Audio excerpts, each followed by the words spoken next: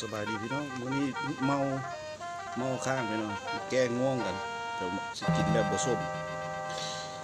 ธรรมดาเนาะพี่น้องเนาะผสมแต่ว่าค่อยสีโบเฮ็ดให้มันส้มแต่สดได้หรือบ่ได้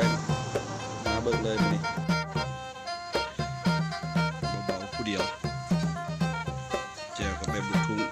เผ็ดเล็กเล็กนัวข้าวคั่วใส่กับหอมปูแดง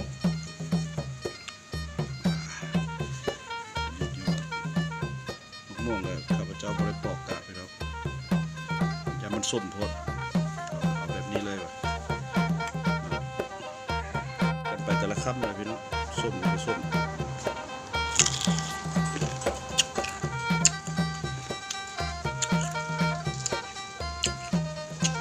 ยังทำไม่ได้อยู่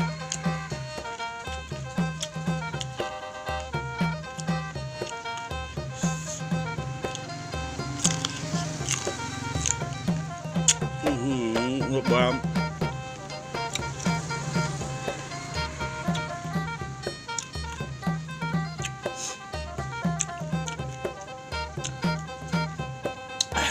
จะคือเศร้าง่วงหายากเพราะม่วงน้อยยำว่าเนื้อ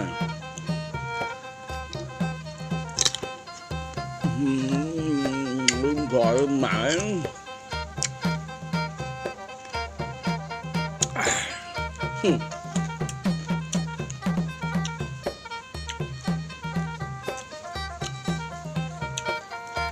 คำดูตุ้ยคำเผ็ดนะเผ็ดลงเบิ่งพี่น้องแกงง่วงเด้อแต่เมาเหล้ามาเบียร์มะม่วงแกได้ส่วนนึง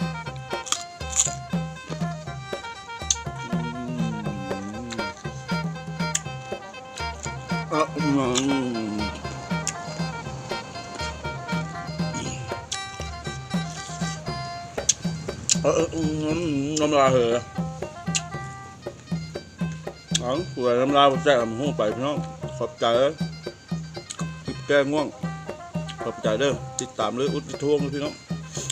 ชอบยูทูบได้ขอบใจหลาย